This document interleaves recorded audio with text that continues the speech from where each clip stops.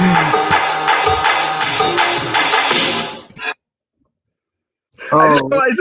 just realized, Josh, that not everybody can see us both with our bumper music done. As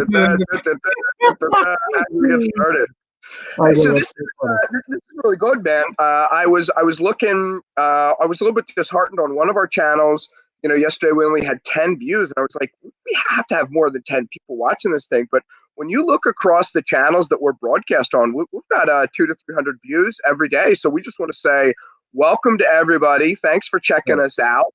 Feel free to comment during the show. Feel free to comment after the show, or reach out and contact us. The whole goal with this show, with the real estate hackers, is that we bring relevant, current content to real estate investors and realtors in central Pennsylvania, and a little bit of a broader scope than that. But we're certainly central Pennsylvania focused for right now.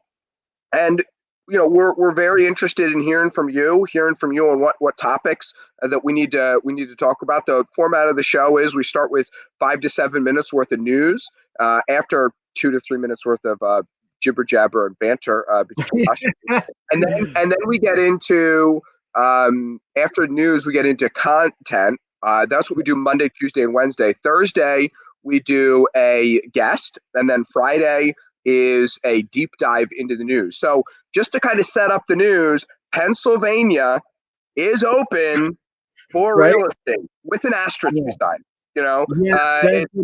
It's like the 61 asterisks for a little baseball reference there.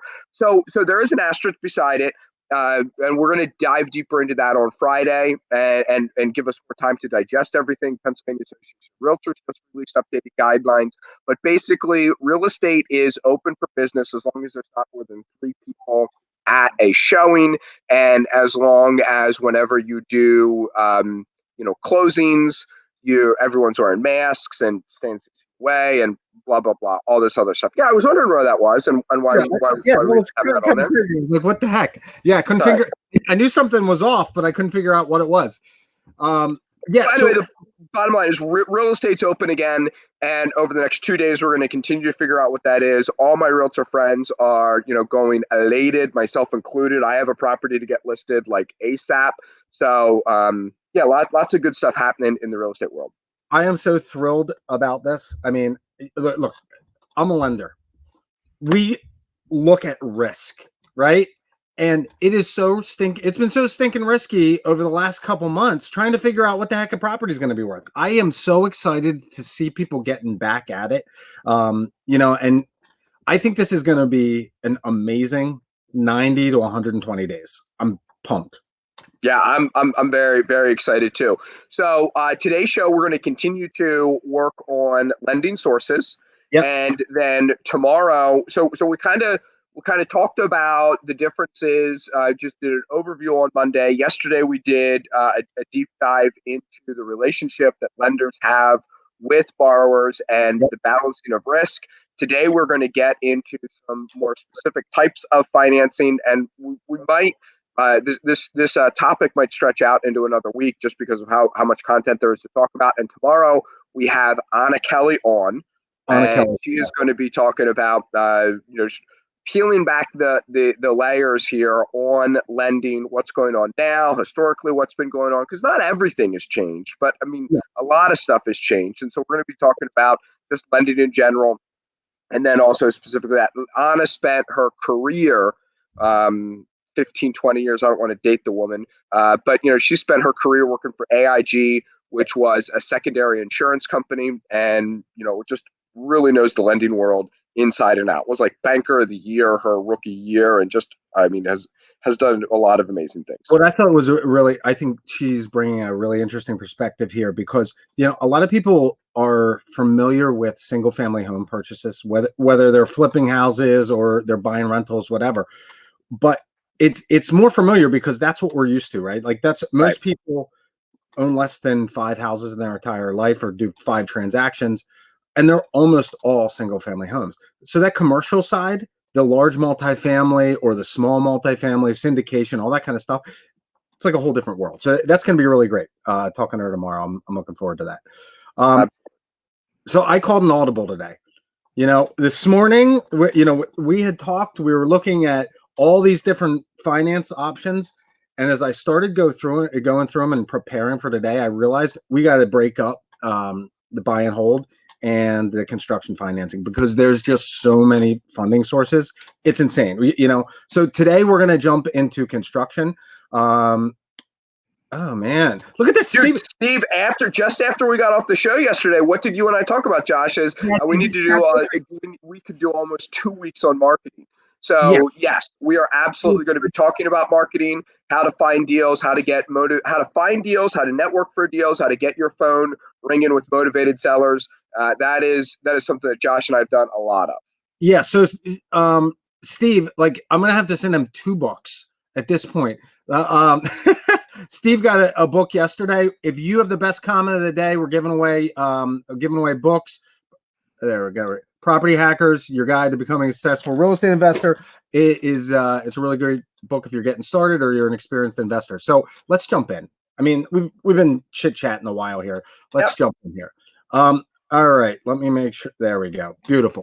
6 minutes to get the content. Not bad at all, my friend. Yeah, not too bad. Not too bad. So, all right. So this is about funding your construction project. Okay. We'll imagine that you're buying, and there's a couple different scenarios here, but let's just imagine that we're looking at a property. We're looking for funding for the whole kit and caboodle, and we're just and we'll jump in. So whether this is going to be a fix and flip that you're going to end up selling, or this is going to be for a refi, you're doing the BRRRR method, like Steve mentioned here. There's 3 basic parts of this puzzle. How long is it going to take to fund? Like the time factor is how long is it going to take to fund? How long is the loan term? And really a question for anybody is how long do you really need the money? Right? Okay. Right. Second part is cost. What are the interest rates? I mean, cost is there's a couple different levels. You got interest rates. That's the easiest to see. You also have origination costs, and then what are the additional fees? Whether it's inspections or whether it's legal fees or origination, whatever. And then last is going to be flexibility. Do I need construction on this property? Question number 1. Number 2 is what's my credit look like? If you've got bad credit, great credit, somewhere in the middle, it's going to give you different options. And then, how much money do you need and how much do you have on hand? And what's your level of expertise and difficulty? Because some of these are a little tricky, right? Right. Some projects are more advanced than others. And so how does your skill set line up with the project that's required? And that doesn't just mean how good are you at swinging hammers. That means if you're doing $100,000 rehab, you better have some project management experience under your belt and some ability to make and meet a timeline and meet a budget as well. And I mean, part of this flexibility side too is, Judy, you touched on it. If you are, let's say you are swinging a hammer. Let's say you're a contractor. Well, if you're making, $4,000 on during the week working on a project, and you have to sacrifice that to do work on your own project, or you're doing it on nights and weekends, what's the additional cost going to be over time for you if you can't get that project done in 3 weeks or 3 months, and it ends up taking 6 or 12 months to get done? Some of these options are not going to be for you. So let's jump in here. I got seven different options to finance your construction. You've got private lenders. We'll get into that. Hard money lenders, bank rehab loans, crowdfunding. Actually, I threw out crowdfunding because it's not even available anymore. It's around, but that was kind of a flash in the pan, and a lot of those guys went out of business. Quickly gone away. Yeah, exactly. Home equity line of credit, credit cards and business lines, and then JV and partnership. So now we're at 6. Okay. Right. Plenty of content. It's good to talk about crowdfunding, though, because crowdfunding is becoming a bigger and bigger source in the business world for funding, and we might see it come back around to real estate as well. But it's just not an option right now. Well, in any meaningful way. There's 350 million people in the United States, and I'm sure somebody's going to leave a comment here in just a second that says, "Oh, I just crowdfunded a deal." Yeah, sure. There are exceptions to everything. Well, I think the biggest issue with crowdfunding is a lot of these companies that first got started, they weren't necessarily from a construction background. They're more finance background, and so they couldn't anticipate some of the shortfalls that people were going to have. That construction variable, it makes a really big difference on your project. If you can execute successfully, and make it look easy, it's amazing. But oftentimes that's where people have some stumbles and some issues. And it caused a lot of these companies to go belly up or Yep. upside down. So Yep. anyway, all right, so let's look at private lenders. First, let's talk about what a private lender is. Right? You think of friends and family, people that you meet at a REHAB group, people that are looking for a passive investment and are going to record a mortgage against this, but they're not necessarily a lender. It's not what they do for a living. It's not their primary business. This is something that they might want to fund in their self-directed IRA or self-directed Roth IRA, even a self-directed 401k are now available to do this. Or if they've got cash that they want to put aside. The timeline on something like this, if you've got these people in place, the funding can be really a short time frame. It can be 2 days, 3 days, Right. The funding can be short. The nurturing. So Josh can get somebody approved for a loan in 24 hours and close in 24 hours, assuming title's done. So that's at one end of the spectrum from the time you pick up the phone and call Josh to the time you have the closing table. The biggest downside is also on the timeline for private lenders, and these relationships takes months or years. I mean, think about it. You've known Aunt Sally for how long? That's all part of the time factor that goes into how long does it take to do the application and origination of the loan. Yeah, this is something that I'm going to be doing a mastermind class on at some point over the summer, where I'm going to be doing a class on actually how to invest in private mortgage notes. So we can circle back on that and kind of look at the details. But the idea here is that you have a relationship with these people. So if you pick up the phone, you say, "Hey, look, I have this deal that's coming down the pike. Are you interested? Here's the situation." Yeah, I'd be interested. Great. They're ready to go. They've got the cash on hand. The nice thing about these types of loans and these type of lenders is that they're really flexible. I mean, the flexibility is humongous. It can be anything from like a 2-week loan to 5, 6, 10, 15 years on a long-term hold. So there's a lot of opportunity there, and flexibility with time and all that kind of stuff. These types of loans are usually going to be like low to mid-range in cost. They're not going to be as cheap as bank loans because they're definitely more of a risky investment, obviously, but they're also not going to be as expensive as if you're using credit cards or business lines of credit there. So it's somewhere in the middle. Origination costs are going to be a whole lot less when you're using private financing. You maybe the legal fees are going to be a little bit more because you're going to need to be drawing up and drafting legal documents, and they might need their attorney to look over the documents. You might want to cover those costs just to make them feel good about everything. So the costs will generally be lower. The interest rate will generally be lower, but you also want to make sure with private lenders that you are pointing out all the ways that you are protecting them and going above and beyond to protect your private money lender, protecting them from yourself and from your own mistakes, especially early on. Yeah. So with private lenders, here's what I find a lot of times. Okay. Number one, they're a great option if you're doing a small handful of deals a year. And when I say a small handful, like 12, maybe 20, but what ends up happening is you end up having to have a lender relations branch of your business at a certain level. And so, you've got 2 or 3 people that are lending you money. It's easy. Once a week you shoot them an email, or once a month you shoot them an email on an update of the project. But as time goes on, and now you have 100 people that are investing in 100 projects, that's an entire job just answering the emails and communicating with them. It's really important that you do that because people they want to know what's going on with their money, when they're getting their money back, when they're getting paid, all that kind of stuff. The nice thing about a private lender is that they can get you inexpensive money, relatively speaking, within the industry. they're not. It's usually relationship based, right? So they're not necessarily concerned about your credit score, or how much capital you have on hand, or even necessarily your experience in construction. Though those things are really important. Oftentimes, the whole thing is based on a relationship. Um, Steve, why are you angry, man? um, the next the next part of this is they're kind of a level two when it comes to types of funding, like the difficulty of the funding.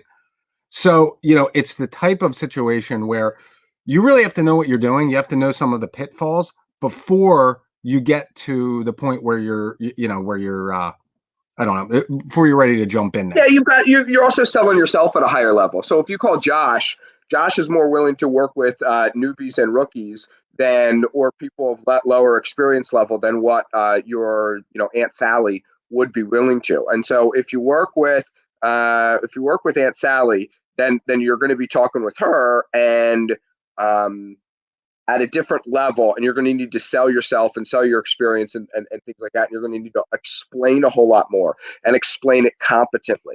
So that's why oftentimes the best place to start is with hard money if you're doing construction loans.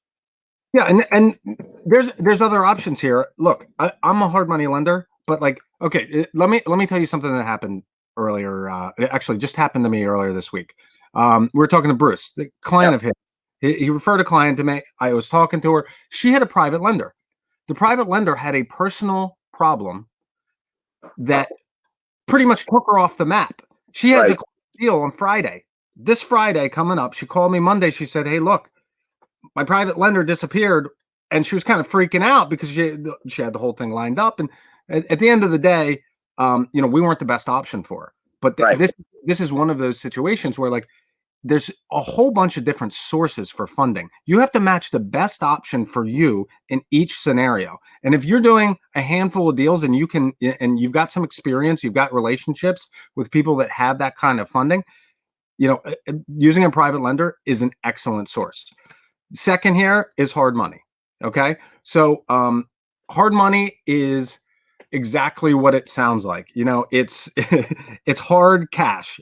Typically, the beginnings of hard money were that you couldn't get construction financing on a property. And so you had a few people that acted very much like private lenders with, typically very high fees. In the beginning, it was a very expensive source of money, but it was the only one around.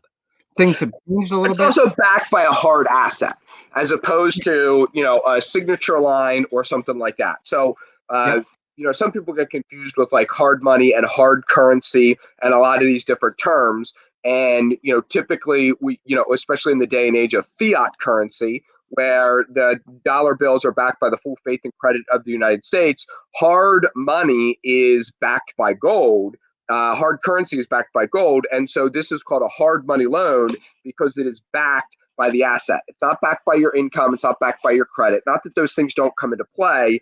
And anybody who says, I loved it when I was a hard money lender and people said, "Oh, you shouldn't be pulling my credit or asking me for this. You should just be doing it based on the loan and based on the property." I was like, "Yeah, you're reading books from the 70s. Nobody does it that way anymore." Right. I mean, because it's part of the calculation, right?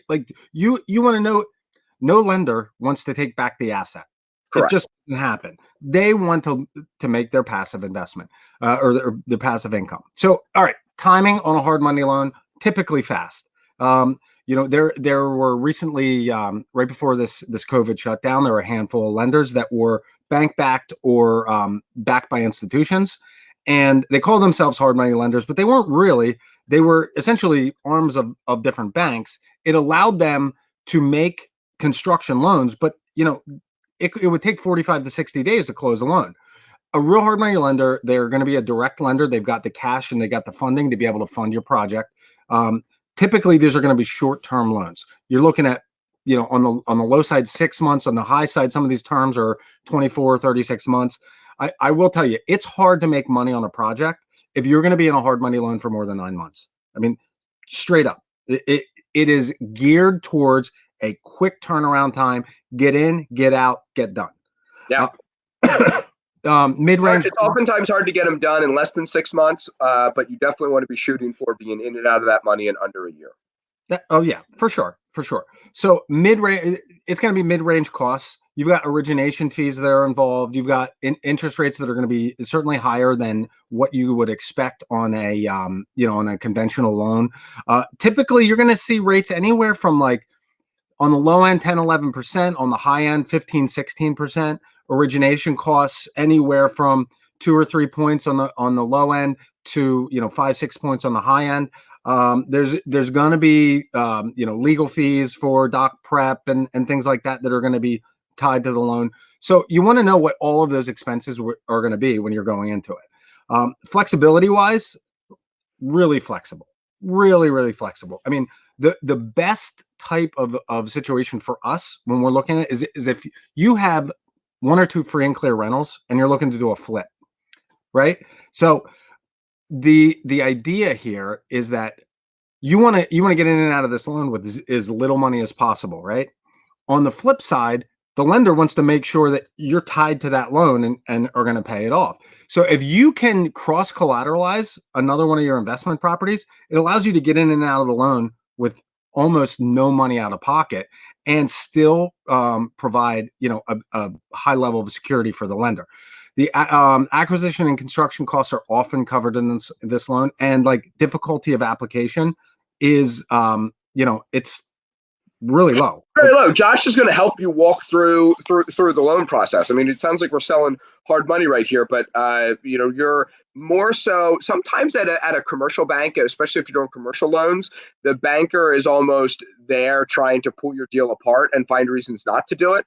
Whereas when you're dealing with a hard money lender, they're trying to find ways to get that deal done for you. Gail here says that hard money is so expensive. I mean, compared to residential financing and compared to private lending, sure, but compared to a lot of other ways that people use to fund deals, it is definitely mid-range, and there's a lot more expensive ways out there, especially when you consider that even if you go to a bank and do a construction loan, they're not lending you 100% of the money that you need to do that deal.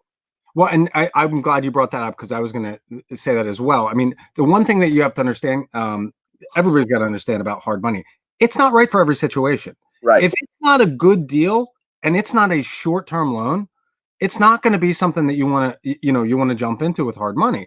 But if you have a short time frame, and let's put it this way, let's say you have $300,000, and with that $300,000, you could do 2 projects a year. Well, what if you could take that $300,000, instead of doing 2 projects, you could do 12 projects? Now, all of a sudden, yes, the fees are a little bit, they're not cheap, right? But it allows you to leverage your money, and now you're doing 6 times the number of projects, and maybe you only make 5 times the amount of money. Okay, you lose that. So that five times the amount of money is better than the same amount of money. Exactly. It's a tool. All of these funding sources are tools, and you need to have the option for all of them. All right, so that's hard money. Bank rehab loans. All right. Banks are the best way to get the very lowest cost loans, but there's a lot of asterisks that come along with these, right? So time frame, typically on typically the time frame on originating these type of loans, it's going to be a long time frame. Right. That's the first thing. You're probably looking best case scenario at 30 days. I've seen these things take 180 days to close. And I know that's nuts, but construction loans usually have a very long lock period on them. Usually, when you lock in your interest rate for a refinance or a purchase, usually you're doing a 15-day, 30-day, sometimes 45-day lock. With construction loans, they offer you 180-day locks just because they know that it could take that long to get the deal done. That's right. And a lot of times these type of loans are also geared towards transitioning from a construction loan into a long-term loan. So, right. You're looking for a buy and hold, and you've got a seller that is very flexible as far as their time frame on leaving. This might be an option for you. More apt if you're buying a property in cash and you say, look, I know that there's a large construction project that's going to be involved here, and you have the time to wait for this loan to go through, it's a good option. And on like a refinance or a construction refinance, it can be a good option. Interest rates are typically low. Origination is going to vary bank to bank and really situation to situation and the lending climate. I mean, a lot of smaller local banks will do these types of loans because they are local and they know the local, know local real estate. That's a good option. But again, those fees and things are going to be a little bit higher. Now, flexibility, you do not get that with this type of loan at all, right? You're going to have low zero. That's right. One area that there is some issue here is that oftentimes they're going to have to approve your GC. They're going to underwrite the GC and their project and have 2, 3, 4 parties looking at the scope of work and things like that. And because of that, that's one of the reasons it takes so long. But it also can lead to higher construction costs. I mean, one of the value adds that we bring as investors to a project is the ability to manage the construction. We become the GC in some instances. Right. Imagine saying to a general contractor, "Hey, I'm going to need you 2 months from now to do a project that you may or may not get the work on, but will you still bid it? And the bank may or may not approve you. And oh, by the way, it may not be 3 months from now. It might be 2 months from now, and it might be 4 months from now. But starting at some point, because I'm going to be in this loan, I'm going to need your full attention on this for the 3 to 4 months that it's going to take to get it done." So the inflexibility of the lender also forces you to be inflexible with all the other parties to the transaction that you have. Yep. You're also going to need something like 20 to 35% of the project costs when you're putting this together. That's a very big part of this, because just like hard money, just like a lot of these other funding sources, you're going to need to front the construction. So they'll cover all of the construction costs, but like that first $5,000 to $10,000 of the project, you're going to have to lay out. And then once that portion's done, they'll send out an inspector, approve the next draw, and move on from there. With bank loans, typically the draws are much larger. You're looking at a $75,000 project with 3 draws. So you might be putting up the first $25,000, in the project, and that can be a challenge. And then difficulty on this, I'm going to say mid range. I mean, these are very close to consumer loans, but the hoops that you have to jump through are significant. If you're not good at paperwork, if you are not, detail oriented, they can be difficult. Right. All right. Home equity line of credit. Hey, if you've got an existing HELOC on your house, congratulations for you. It is a fantastic source. Again, it's market dependent in a improving market. Also spouse dependent. Your spouse might not let you use the HELOC to do them. You're also putting your own personal house at risk. Yep. For your real estate. So those are other things to consider there. Let's be straight about all this. I mean, almost all of these loans are personally guaranteed, right? Almost all of them. So you can really anticipate that it's about the same amount of risk. However, one thing with the HELOC that is very difficult and people don't realize is that the bank has the ability to pool that loan at certain times throughout the loan. Usually it's like 6 or 12 months. I think it's 12, right? Every 12 months. They like to see, that's usually a function more for commercial lines of credit, where they like to see the line taken down to 0 at least once. They don't like to see money just sitting on the line long term. Yep. So Steve used a HELOC on his first 3 deals. He said it was awesome. Yeah, it's a great way. And sometimes, and for some people, it works really great. A HELOC can also be the way that you utilize to pay the closing costs for your hard money loan, or to pay the first draw on your construction loan, or to help pay the costs associated with marketing to find private money lenders. So all of these sometimes these tools come together. Well, and in addition, it does require good credit, Yeah. And there is a low level of difficulty in a good market. Banks are basically, advertising to give this money away. The challenge with the HELOC is, though, you usually you have a hard time going above 80% loan to value. So you've Yeah. got to have a house that's like 50% loan to value that you then take out a 30% HELOC on to get you to 80% loan to value. Sometimes it depends on the market. Sure. In a hot market, when there's You lots could of do 100%. You could do 90%. Yeah, absolutely. I'm just that's those then are prime plus three loans sometimes too. So that's the other thing is it's an interest only loan, which is a good thing, but it is it fluctuates whenever prime does. And the last thing is that about 3 weeks ago, we talked about this on the show. A lot of these banks pulled out of the HELOC market. Right now, this is probably not a good option. If you've got one in place, that's a phenomenal thing, and it's probably one of the best options, right? Yep. All right.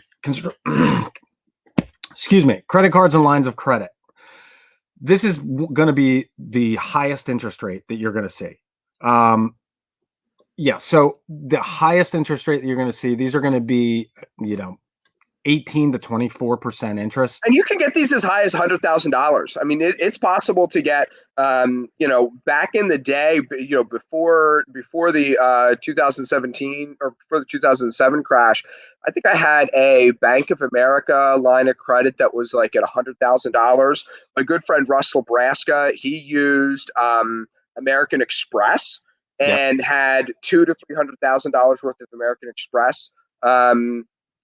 Ability to flex. These are very flexible loans, but they are very expensive and very short term.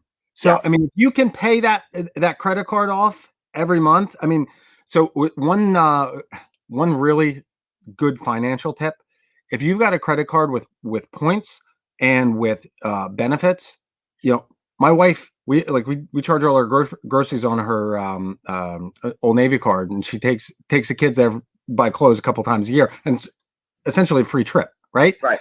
Those types of benefits, those added benefits, those are big deals. I mean, it's free money. It just takes the financial discipline to make sure that you're paying it off every month, because the reason they're giving you those Old Navy discounts is not out of the goodness of their heart. They're betting that if they give points to 100 people, 90 of them are gonna make money on. That's right. So everybody thinks they can be the 10%. Everybody thinks that they can, go to Las Vegas and win. Everybody thinks, that they're the ones who are going to get away just fine. But I got to tell you, they're betting, and they're not wrong. Otherwise, they would stop doing it. That most people will not be able to control themselves. Yeah, if you have decent credit, you can typically, and actually, if you have decent credit and you have an LLC, you can typically get a Home Depot or Lowe's card for like $5,000 with, in 10 minutes. It's a very short time frame. There's an annual account review. They probably charge an annual fee, or some cards are going to do that. But it's a really simple process, and it's a good tool, as part of what you're doing. Last here is JV and a partner. So Gail mentioned how expensive she said that hard money is so expensive. This is the most expensive type of financing. They want 50% of your profits usually. That's the starting point. Maybe you can get them down to less than that, but it is when you JV or you partner with somebody and say, hey, I'll do the deal if you have the money. Remember, JV, a lot of these things are similar to each other. Hard money is similar to private money, but there's distinctions between them. JV or a partner is similar to private money, but it's actually different. And somebody might be your JV or partner on a deal and still want protected with a mortgage, but it's still more of a JV partnership than anything else. I've done a lot of deals with JV partnerships, and there's a time to do them and there's a time not to. But people say, "Oh, hard money is expensive." Having a partner is the most expensive. It's the most expensive, especially if you do a good deal and you're doing good projects. Just a tip about private money as it relates to JV and partnerships. If you're just getting started, you've done a couple deals, you've got a track record, but you're having trouble raising private money, one way to get started there and prove your ability to to work with somebody like this is treat them as a JV partner as well. You know, Right. hey, look, I'll give you an 8% return on your money, and I'll give you 10% of the profits on the back end as a little bonus. You know, then you're going into it and you both have a vested interest, and it's a little bit more attractive. You don't want to do that long term, you know, but it's a good way to at least get your foot in the door. It's a good way to get started. It's a good way to get them bragging. It's a good way to get a, we talked before about credibility kits, and your credibility kit is something that is never finished. And one of the things that you want to have in your credibility kit is, letters of recommendation from other people that you've worked with. And by treating JV partners right, you can do that. The downside of working with a JV partner is you're probably the real estate expert in the transaction. Yep. Whereas working with even a bank financer, or certainly hard money. I mean, yeah, Josh is a partner here on the show, but I'm also partial to hard money as well. One of the benefits of hard money is you've got the brain trust of Josh helping you with that deal.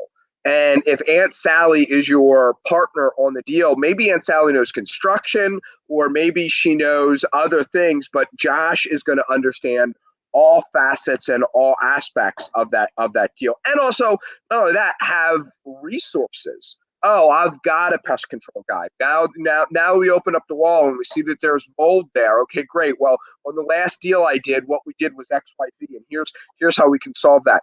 So right. Even if you think about using private money, you want to have a relationship with a hard money lender. Even if you think about using, JVs or your HELOC or whatever, because if your bank pulls your HELOC, you need to be able to call your hard money lender and get the deal done quickly. I do not think having pre-existing relationships and trying to use a hard money as often as possible is a bad thing. The other thing, Josh, and then I'll toss the ball over to you.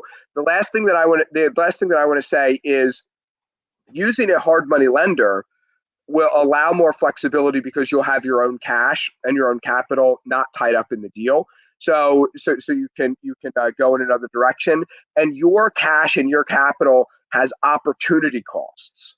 We didn't spell that out anywhere in here, but like, let's say I buy property A, and then all of a sudden I have a great deal that comes up that I want to buy, or I want to put a down payment on a primary residence, or I want to spend money on marketing and things like that. Well, if I have my capital tied up in a property, I can't do that. So opportunity costs. You lose your opportunity to make money elsewhere when it is not being utilized. Whenever you're dealing, good points.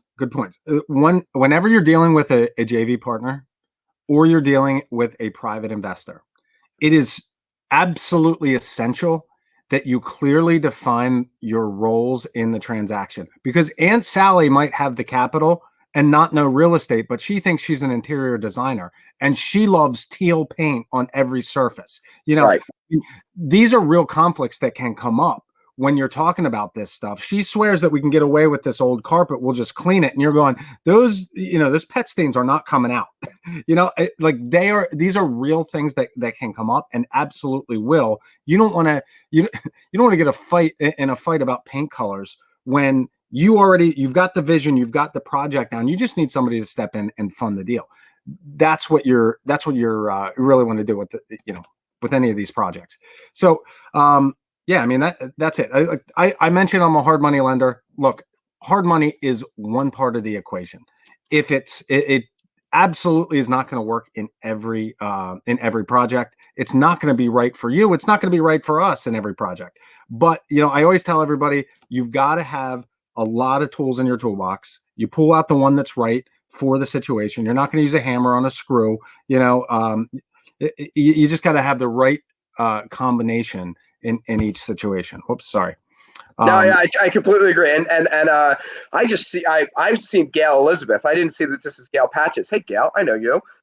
Thanks for tuning in, and I hope that you're being safe where you are. So yeah, and silent partners is another thing. Now, a silent partner is somebody who is any one of those relationships that we talked about, be it a JV or be it a private lender. That you just have to have that communication with them up front that, hey, by the way, and you don't call them a silent partner, but you just identify that you're going to make the